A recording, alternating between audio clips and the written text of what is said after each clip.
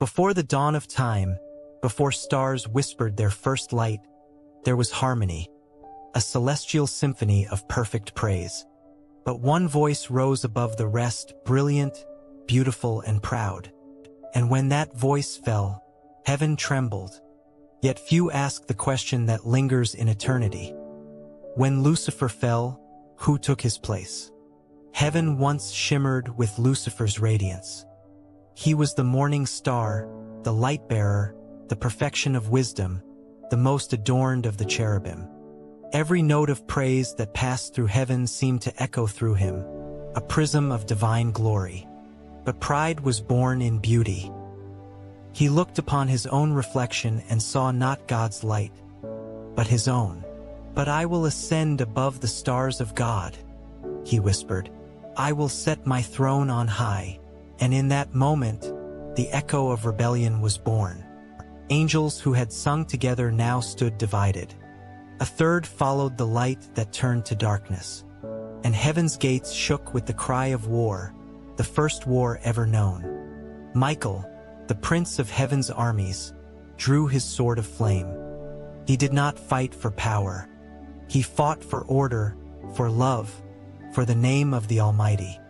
And when the dust of stars settled, Lucifer, the shining one, was cast down like lightning from heaven. But heaven does not remain empty. Every fallen crown is replaced by another.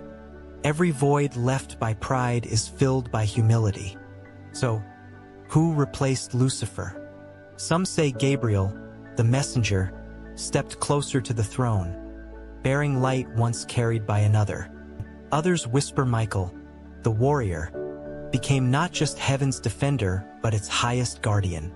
Yet Scripture speaks in symbols, and symbols hide the deepest truths. In the silence after the war, the seraphim covered their faces. The throne blazed brighter than before, but the music of heaven carried a new note, sorrow mixed with glory. God does not lose, he transforms. And so, when the morning star fell, a new light rose. The book of Revelation tells of another morning star, a title given to Christ himself. He became the true bearer of light. Where Lucifer sought to exalt himself, Christ humbled himself to the cross. And in that humility, heaven found its replacement. But if Christ is the true morning star, you might wonder, did no angel rise to fill that celestial rank? Perhaps, but not as you think. Among the hosts stood an angel named Michael, whose name means, "Who is like God?" He did not rise by ambition but by devotion. When Lucifer sought to be God, Michael defended God's name. When pride sought a throne, humility took a stand. It was not a coronation with trumpets. It was a quiet ascension of purpose. In every battle henceforth, Michael's name was invoked. He became heaven's shield, the voice of fidelity. And some early fathers of the church believed that God raised Michael to the place Lucifer had lost, the chief protector of divine order, second only to the Lamb himself. But another voice among theologians says it was Gabriel, the herald of divine mysteries.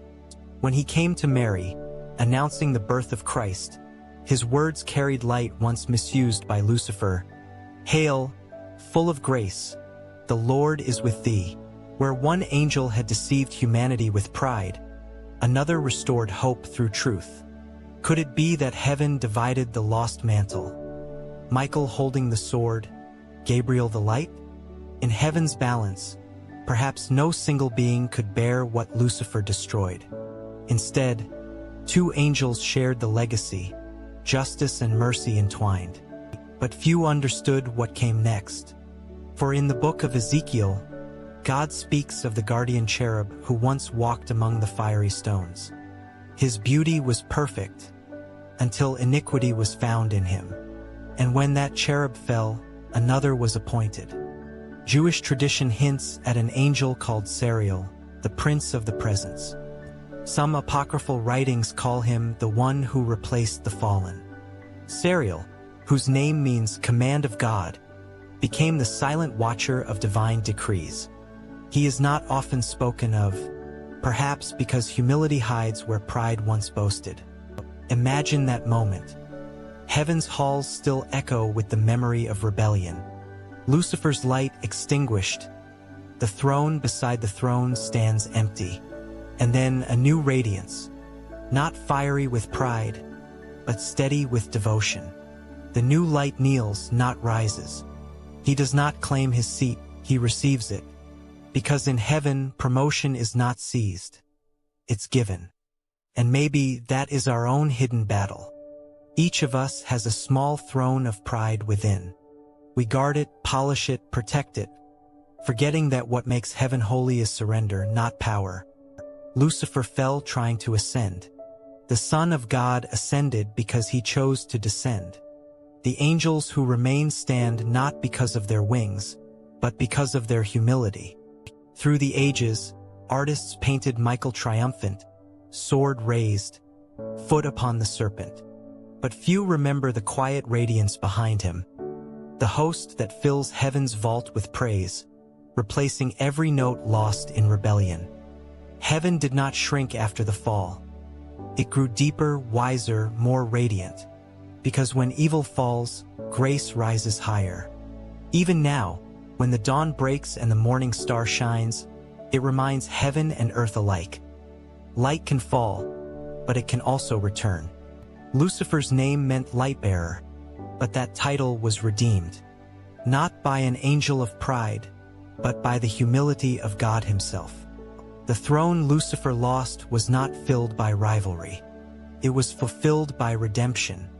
Perhaps no single angel replaced Lucifer. Perhaps the space he left became a lesson, a sacred emptiness where pride can never dwell again.